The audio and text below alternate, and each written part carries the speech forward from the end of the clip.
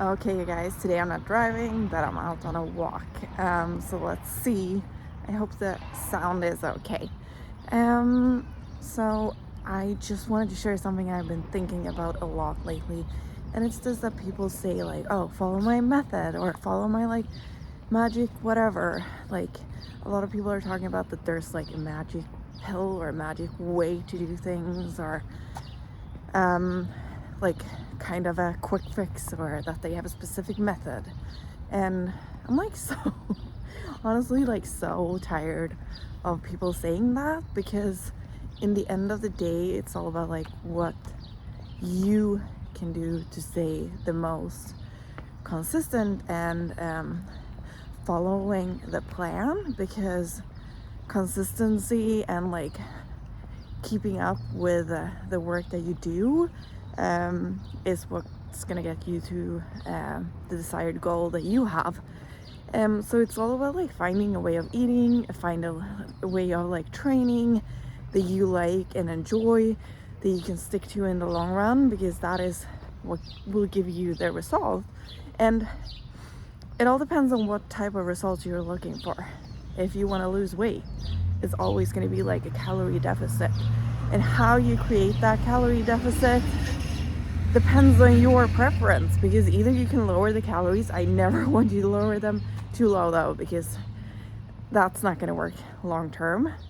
And like the other option is to increase your movement, to walk more or to move your body more each and every day. So there are two different ways of creating the calorie deficit. Usually a combination of both is what I recommend. Lowering the calories a little bit. I don't want you to starve. I still want you to be full, have energy enough to move and so on. But you can lower them a little bit, and then you can increase how much you move on a daily basis, because that will make the calorie deficit bigger. In my opinion, that's the best way, because as I said, if you lower the calories too much, you're not going to move more, you're actually going to move less. And when you move less, the calorie deficit is not going to be as big, and there's not going to be anything happening in your body or on the weight, and you're going to be frustrated, which means you're going to try to lower the calories even more, which is not going to be good, because then you're going to move even less and you're not going to have the energy, and you're going to feel like you're not going to feel good. So the best thing is to do a combination of both. Don't go too low on your calories, move more, because movement is really what is going to help you create that calorie deficit. And never look too much on the scale. The scale does not tell the entire truth. This week I had one client, she was actually up 0.5 kilos, so about a pound, but her measurements were down with like a lot, which means, and her clothes fit different.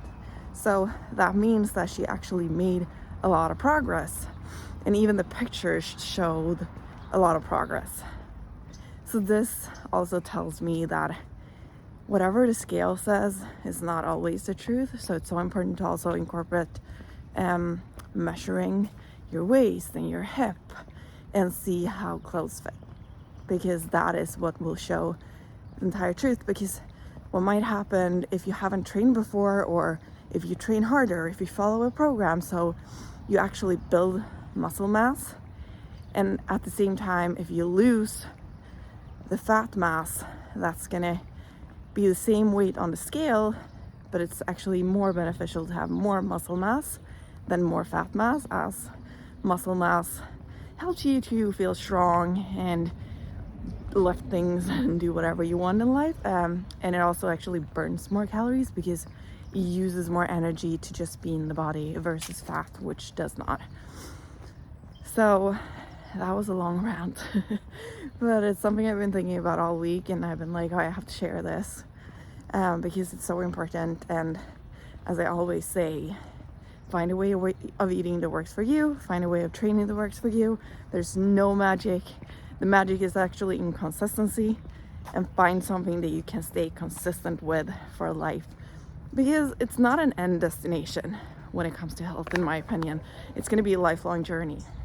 So it's so important that you actually like the journey you're on. Yeah, But this week has been really fun. I mean, it's been a good week. I'm back in the gym a little more. I had some health things going on, so I've been dealing a little bit with that, trying to get like out of this Lyme flare up. So I've been trying to be nice to my body and go on more walks, because walks are so beneficial, at least for me. So I'm listening to my body. Hasn't been lifting as much weights as I want to. It's actually something I want to look forward to. But I feel like I'm getting back there, and hopefully this week will be a more consistent week in the gym. Some weeks are not, but I'm always trying to move as much as I can daily. And I also did a shoot with my peak challenge. So I got 2 workouts in there, and it's more so like CrossFit style high intensity workouts, and I'm not super used to that. So I was really sore after those, so I tried to therefore I also let my body rest and recover more. But yeah, if you need help with coming up with a good plan when it comes to eating or training or whatever, you just know that I'm always here for you. I love helping people. That's what I do. It's so rewarding to help, but also to I just love it. So whatever you need, I'm here for you. Just let me know, and have an amazing day.